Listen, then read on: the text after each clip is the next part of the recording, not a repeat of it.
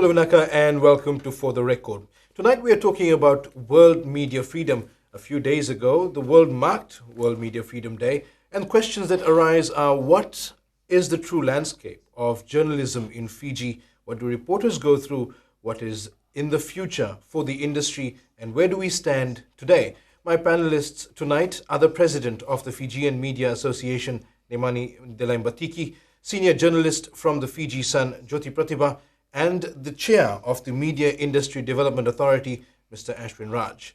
Lady and gentlemen, thank you very much for being on the show tonight. Thanks for having us.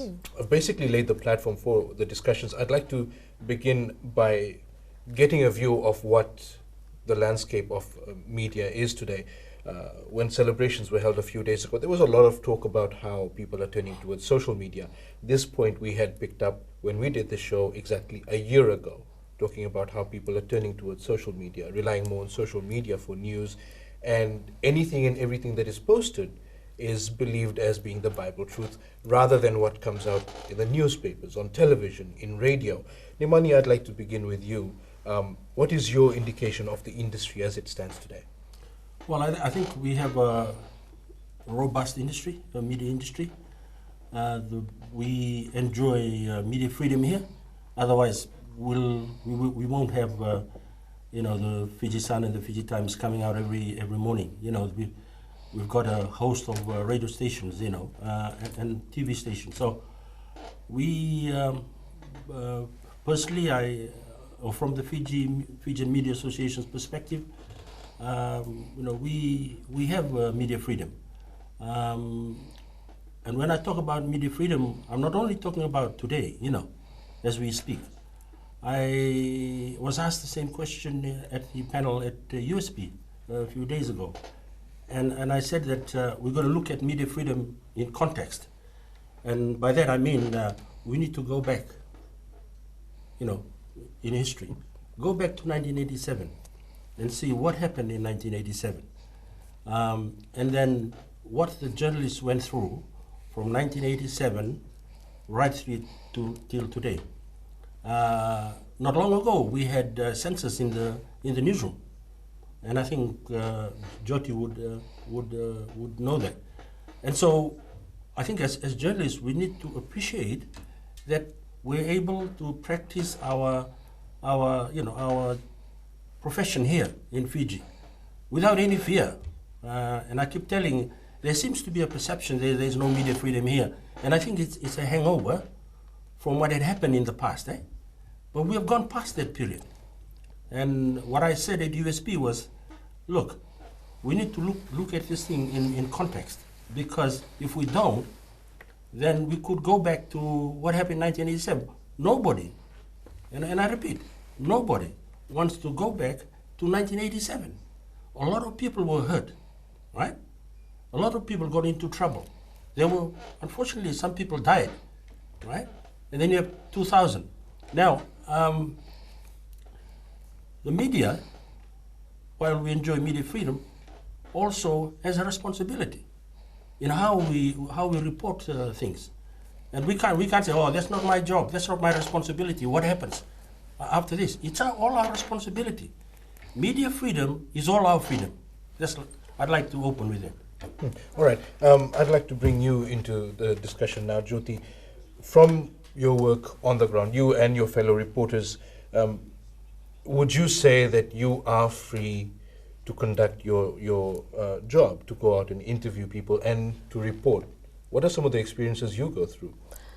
Yes, Edwin. Just to carry on from what Nemani said, media has a responsibility, yeah?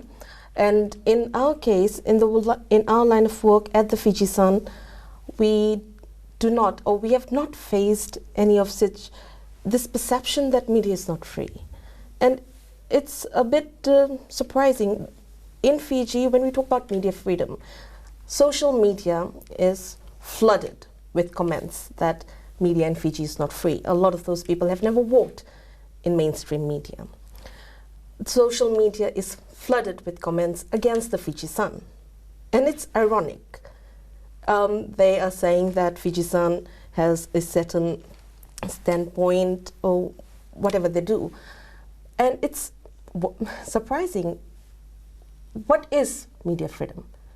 What is our role? Just to take government to task? Should we not also think about holding everyone else accountable? And why is it that when we are holding everyone else accountable, that we get attacked much more on social media? But our journalists are free to go out and report on things. A classic case, we sent down a very senior member of our team to Koro, post Winston. We in Suva sort of forgot about the devastation, the lives, how things changed. And things were moving rather slowly in Koro, the rehabilitation process, the progress of it. And she came back, we did series of articles, and it was through those articles that we saw how quickly things started moving, right? That was media freedom. We'll come back to the perceptions that exist, but first, Ashwin, the Media Industry Development Authority has a very difficult task in these instances to ensure that media freedom is maintained, but that media practitioners don't cross the line. You've made the point repeatedly that complaints that have come to your office have been handled, have been vetted, processed, but no one has been taken to task to date. Why is that? Edwin, I just want to sort of kind of say that whatever I'm going to say now is certainly not going to be any nomic pronouncement. I've said this repeatedly over the years, and I'm going to reiterate that again. The Fijian constitution is one of the very few constitutions in the world that makes an overt reference to the press. Under Section 17 of the Constitution, it talks about press freedom. And it's one of the few industries that is actually overtly referenced in a constitution. So the Constitution under Section 17 has got very, very strong and salutary provisions on press freedom, freedom of speech, expression, thought, opinion, publication, including that of the press. But the Constitution also entails provisions on justifiable limitations. These justifiable limitations are not a state of exception to the case of Fiji only. If you look at international core human rights conventions, they also talk about justifiable limitations. These limitations are important in the sense that freedom of expression can only be enjoyed if it is thought through in the context of the rights and freedoms of other people and the human dignity of other people. So one example would be the ways in which freedom of expression is inextricably woven into the fabric of the prohibited grounds of discrimination. That you have the freedom to express yourself as long as you don't vilify somebody else on the basis of one of the prohibited grounds of discrimination, and that under Section 26, and that would be race, religion, sex, sexual orientation, gender identity, expression, pregnancy, marital status, geographical differences, so on and so forth. Now, that is precisely why our Constitution makes the provision under Section 17H for the regulation, registration, and the conduct of the media. And the Media Industry Development Authority then is the materialization of that particular constitutional principle as a regulatory body. Now, to date, no matter has made it to the Media Tribunal, and the Media Tribunal is independent of the Media Industry Development Authority. You see, the public, it's very important the public understands that the Media Industry Development Authority has its own checks and balances. That if people are unhappy with the decision that MIDA has actually made, they can refer the matter to a tribunal. And that degree of independence is extremely important in terms of checks and balances. Then if you look at the kinds of reforms that have taken place within the legal landscape, the Media Industry Act has also been subject to review in Parliament. As you know, penal liabilities attached to individual journalists has been removed, and I think that was one of the commitments we had made, also internationally as part of the Universal Periodic Review. So Fiji has been very responsive there. The ranking, as far as press freedom is concerned, has gone up 13 steps yet again, and we're 67, I think, now. I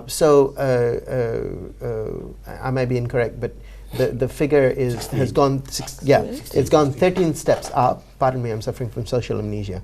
But the point is that Fiji is doing exceptionally well as far as the rankings are concerned. We'll have to wrap it up soon. We have to go for a break. Right.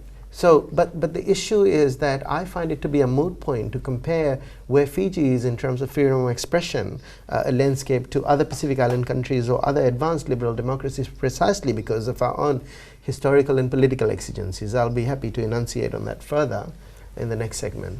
Okay, and with that, we've come to the end of our first segment. We'll be back shortly.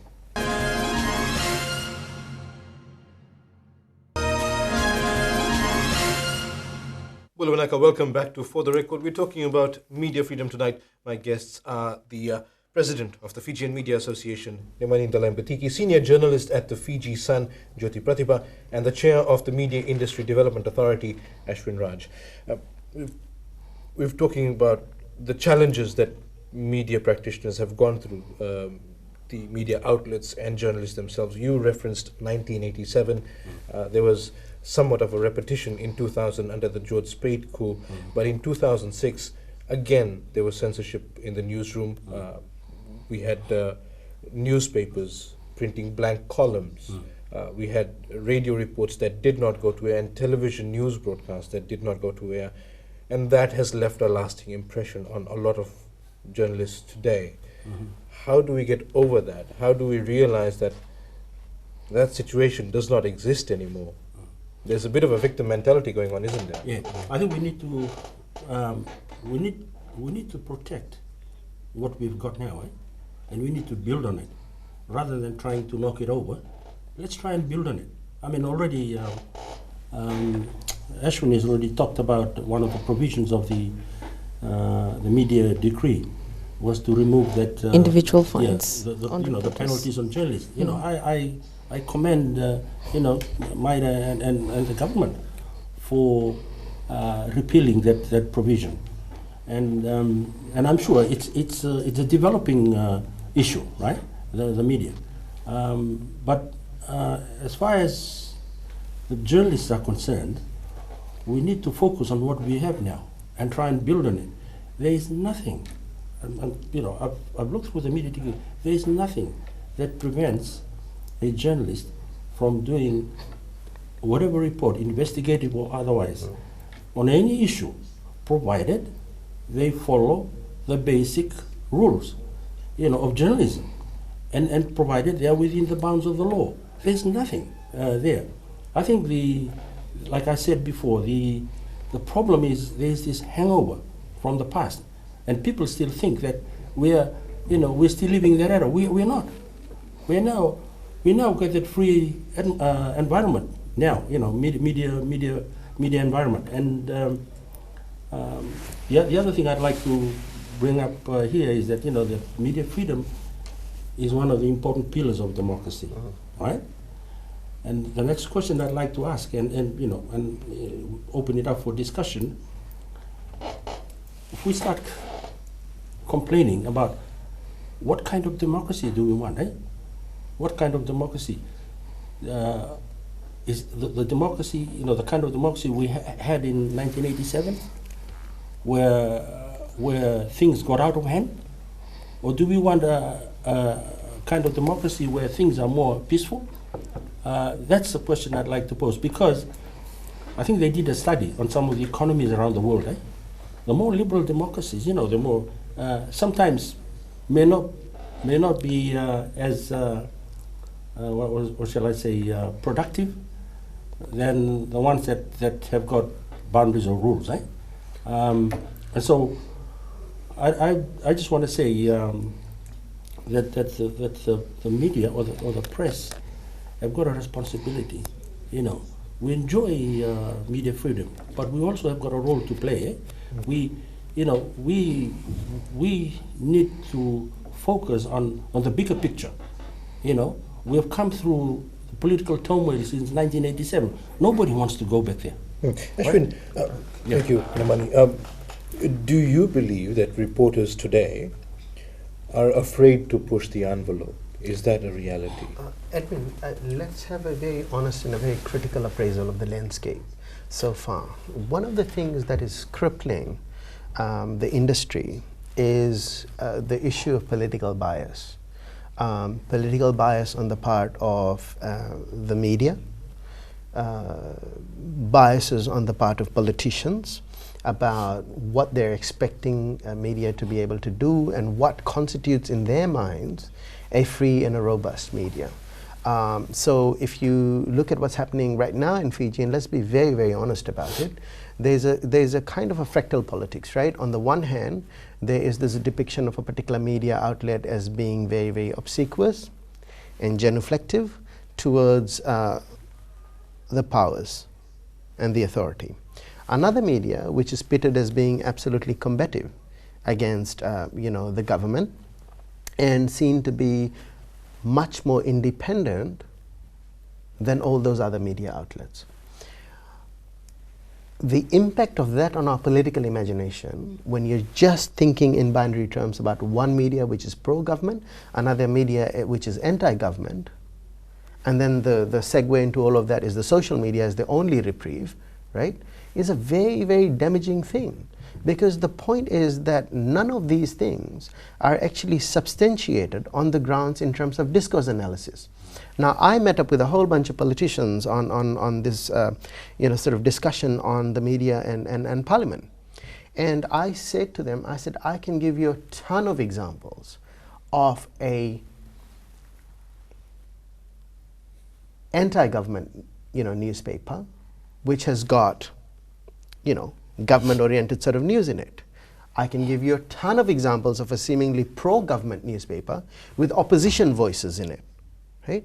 What needs to happen is we need to have a thorough discourse analysis which is based on facts which actually show the level to which there is actually pluralism within the industry. The extent to which politicians, from whatever their political proclivities are and ideological disposition, actually have access to those medias.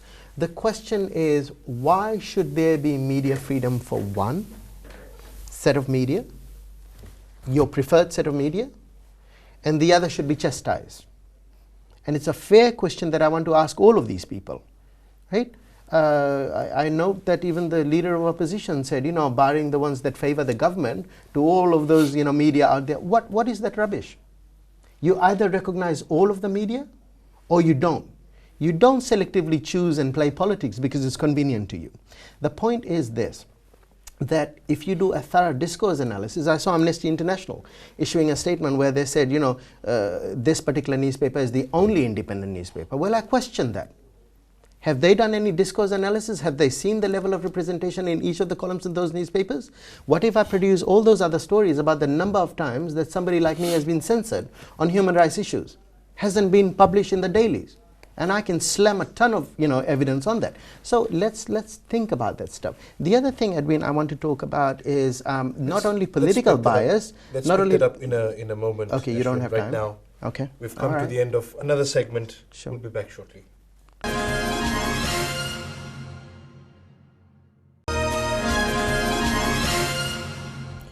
Welcome back to For the Record. We will continue with our discussions tonight. Ashwin, before the break, you were talking about how there is a perception of pro-government and anti-government, but there is another paradigm to this, isn't there, based on legal analysis? Yes.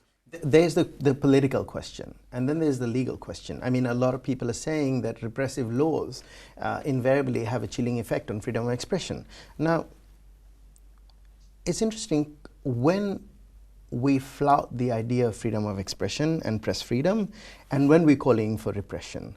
Very, very interesting. If you look at the example of FBC, when the Waisea Bhasha, determination was actually made by MIDA, the charge that, those who are purporting and flaunting the idea of freedom of expression right now, the charge they wanted to be impressed on the FBC was in fact communal antagonism, incitement to hatred, right? Very, very serious charges.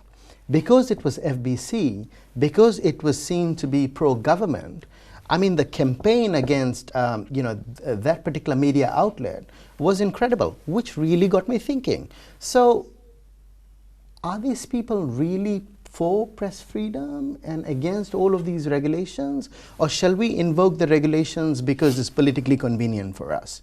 That was the first issue that got me thinking. The other thing was that, how people keep saying, these laws are so ambiguous, we don't really understand what it actually means. Nobody has read the media decree. Oh, well, apparently people do know what communal antagonism means. People very conveniently forget what hate speech is, but that time They're very absolutely certain that this was hate speech. And then the other thing that people in Fiji always do is they always ignore whenever I come in to say international law says this. I developed a very, very robust international test that people use in the jurisprudence on freedom of expression to say why something isn't hate speech. What happened? One of these individuals who's, rallying behind press freedom in this country said, oh, I read the first line and I started yawning. Well, if you want to plead ignorance, then this is what's going to happen. So I think, Edwin, the question that we need to start thinking about is how committed are we to press freedom? This is a very, very complex freedom. And this is why, even if you look at the international sort of kind of core principles on freedom of expression, whether it be under ICCPR, Article 19, or whether it be our constitution, it is always about the justifiable limitations that come into place, exactly because unfettered freedom is a very, very complex problematic notion. Even in UK, where, because we keep benchmarking ourselves against advanced liberal democracies, after the Leveson inquiry, they started contemplating, sort of the possibility of regulating the media. So is Fiji really a state of exception? That's the question I want to ask. Around the world, it is a norm, more so for newspapers, to openly take a political side. The newspaper will say, this is our political affiliation, and this is where we stand. That's something that people find very hard to accept in Fiji. I'd like to pose a question to the Fiji Sun. Nemani, you're wearing two hats here tonight. Does the Fiji Sun have a political affiliation? Do you favor one side over the other? The Fiji Sun is pro-development. That's the stand of the Fiji Sun. We are pro-development, and any policies that that support that idea, we support, and anything that is good, for Fiji, we support. We support a lot of positive developments. That's what we support. We support developments that benefit the people. Might be perceived as being pro-government, so be it. Right? Jyoti, classic example, a front page headline on the Fiji Times after TC Winston, PM Messiah. In bold letters with the PM in one of the communities which were affected. That it was in Fiji Sun. Of course. Yeah. It was in the Fiji Sun. I thought you said Fiji Times. My apologies if I did say Fiji Times. I meant the Fiji Sun. Yes. Yeah. That adds to the perception, doesn't it, that the Fiji Sun is pro-government? But And Edwin, how do you... No, I'm still getting to the question. How do you explain pro-development versus pro-government? Edwin, to begin with, we weren't saying it. Our reporters were out there in the community. We were reporting what was said. I happened to be there on the day. I was covering the PM's tour as well, so I know what happened on the day. But the question is more about when you put those sort of headlines and people read it, obviously there will be discussion around, people will talk about it. And when they say, look at this, they are pro-government, Fiji Sun is pro-Fiji First, how do you counter that? We have made no apologies about the fact that we are broadly supportive of the policies of the Fiji First government. Policies such as equal citizenry, policies such as no discrimination based on race, gender, religion, policies such as free education scheme, policies such as the Look North policy, policies which are going to advance this country forward. If that comes across as being pro-government, then sorry, but we are pro-policies for this country. I just want to add to that. When people say, you're being, we always look at Britain as an example. You go through the media in Britain, the newspapers, they take their positions, on various, either they support the Conservative government or the Labour government. And it's accepted norm. It's an accepted norm. And people, when they read these articles, they know that this newspaper is coming from this political stand. And Britain is the cradle of journalism. right? And when people talk about things here, I think they got to look at internationally. And what I mean in the U.S., you got, you know, during the presidential elections, you could see clearly Fox, Republican, right? CNN, you know, Democrats. So nobody kicked up a fuss. Let's bring that back to Fiji. The Fiji Sun has explained its position pro-development. Doesn't that also mean that news outlets should be able to be and be allowed to be anti-government and not be fearful of it? Look, the point is that this is about freedom of expression. As long as you are able to exercise scopic reason, you're able to substantiate your claim, your reports are balanced, they're fair, they're accurate, it's within the permissible narrative. The moment it transgresses into this other sort of kind of, space where it becomes, incriminatory, it is so biased to an extent that it diminishes the value of other voices. It's not building pluralism. It is actually sort of one that sets a certain kind of regime of representation that can lead to a fissure in cohesion. You've got an issue. Now, this is why I keep going back, Edwin, to the issue of making fact-based intervention and making sure that we do discourse analysis, study the newspapers, look at whether there is a pluralism in terms of the voices, whether a diversity of voices and ideological standpoints and issues have been sort of engaged. The other thing is about critical thinking. It's, let's go back to the theme of Press Freedom Day. I don't want to be too locked up with Fiji, because the point is that if you look at the theme around press freedom, it is about inclusiveness. It is about critical thinking. I mean, my position, because I come from an academic background, is the number of times, our journalists, get very crippled by the politics of the moment. And if something is fashionable, they go with that issue and they put a mic on your face and say, your response to this. There's very little time and room for critical thinking and deep analysis and all of that kind of stuff. And it doesn't help when in the midst of getting something to sort of come out as news, fresh off the oven, you have this other sort of kind of, pressure put on you by politicians who are saying, I want this side, this angle to be put forward, and if you didn't, therefore you're biased and you're against me. Let me give you an example. People who say, I know of politicians who say, I believe in press freedom and Fiji must have press freedom and blah, blah. I don't talk to X newspaper. Put the phone down. If you believe in freedom, you should invariably engage all of the journalists. Despite the perceptions. That's the only way you can break perception is by entering the protocols. Engage. You have to engage. Actually, I have to pause you there. Once again, we have to take another break. We'll be right back.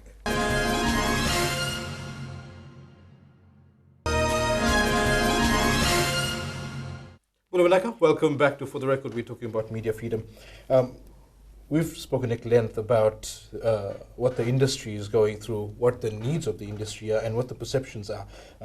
Jyoti, the reason I had brought you in for discussions tonight is because very few times we actually get to hear from our reporter who does the job on a daily basis and who knows what it's like to be between a rock and a hard place. You go to a certain individual and they don't talk to you because you're perceived as pro-government. You go to another individual, you try to get a comment, you're seen as anti-government. How much of a balancing act is it to be a journalist? And how do you make sure that people can overcome the perceptions? Edwin, let me begin by saying this. When you talked about the pro-government and anti-government, how many so-called anti-government journalists have had their homes stoned in 2014? So if we're talking about journalists being fearful about reporting on anti-government issues, how many of those journalists can stand up and say that their relatives lived in fear because cars had zoomed past their homes and stones had been thrown at their residence? How many of these anti-government journalists can say that they were given an ultimatum by their relatives to either resign from the Fiji Sun or to leave their home. It's bizarre. I just don't understand. How many of these so-called anti-government journalists have been vilified so much on social media? Name one. I've had a very senior member of my team. Her relatives are members of a political party in the opposition. She was given the option to either resign from the Fiji Sun or to stop living with them. Guess what? She's still working for us. So those are the fears that we have walked past. Just because we don't make this huge hue and cry about this doesn't mean that the so-called pro-government journalists have an easy walk in the park. It's ridiculous. All these journalists that have this notion that they're being victimized because they're anti-government, come on. We knew what we signed up for when we joined this profession. Grow a thick skin. It's not about the flag just brandishing press freedom and things and having this notion that, oh, I'm being done this because I'm anti-government. Come on, back it up with evidence. Back it up with facts. Historically, as early as 2006, this was happening, but from a different perspective. There was military government in power. Yes. Let me get to it. There were reporters who were taken in. There was an emergency decree in place. A lot of reporters would still be living under that cloud. Like you said, a hangover from 87 and 2000 and 2006. But now the tables have turned. Yes. It's the other way around now. What can we do about this? Well, Edwin, I think that's a very, very important question about the kind of historical political conjuncture we find ourselves in. Now, I think the laws are very, very clear that democratic dissent is not something which is tantamount to sedition. By that I mean legitimate forms of democratic dissent, which includes being critical of government policies. Even if you look at the Crimes Act, I mean, I had a very close reading of all of the laws, if you know, and if you look at that, beginning with the Constitution and the justifiable limitations all the way through the Media Code of Ethics to the Crimes Act, there is nothing that stops you from being critical of government policies. So when people say that we are exercising self-censorship, I've said this for the last 4 years, I've been the chairman of the industry, it is a self-imposed condition. What is stopping you from being fearless and asking the hard questions? Why aren't you asking the hard questions? Why aren't you entering the protocols? I mean, you see, this is not you know, something that is given to you on a platter. You have to earn that. This is a hard-fought freedom. Ask the difficult questions. Now, people might say, well, if you do, you'll end up in court. Well, I actually think that the laws are very, very clear about what is within the permissible narrative. So it's not even legally ambiguous. Yeah, I'd readily concede if the laws were ambiguous, you know, coupled with hefty fines, it will definitely have a chilling effect on people. But the laws are very, very clear. I'd like to bring Nemani into the discussion. What can the Fijian Media Association do? It's a young association. It's still growing. You're still finding your way. In these instances where reporters are being harassed and attacked and they're being vilified, what can last year do? we had two reporters in court from, I think, from FBC and from a TV station. They got you know, they got harassed in court. I think one was physically manhandled. We put out a statement that we do not condone that kind of you know, response to what the, you know, the journalists are doing, you know, carrying out their work. And so we, you know, we condemn in the strongest possible terms any attempt to try and harass and intimidate journalists. and you know, we want journalists in this country to be able to work without fear or intimidation, right? And I'm sure the laws are pretty clear. The laws are pretty clear, but you see, there are a lot of people out there who are ignorant of the law, you know, and I'm talking about members of the public, and also probably some within the members of the media industry. If we know the law, then we know what we are doing. Any journalist now, and I say this again, should not be afraid to carry out, you know, their work. You know, I've only been back in the country, 3-4 years now, and I've looked at the, you know, the media decree, and a lot of things that are in the media decree were there before, right? In They the were media there code of before. ethics. Yeah. The media code of ethics has not changed Yeah. from what was Yeah. developed by the industry itself, has only just been adopted. It was borrowed verbatim. Yeah. So what's new? So we, you know, it should be business as usual. Talking about intimidation, and I don't know whether people, probably young journalists today, probably don't know, or they probably have forgotten. But they're not used to it. They're not used to it. They're But not used to it. even prior to 1987, you know, I got into trouble. I got for publishing something that the government thought was too hot to handle. There's a saying that if you are getting into trouble, then you're doing something right. Yeah. Well, with that, we have to take another break, Nemani. We will be back after this break.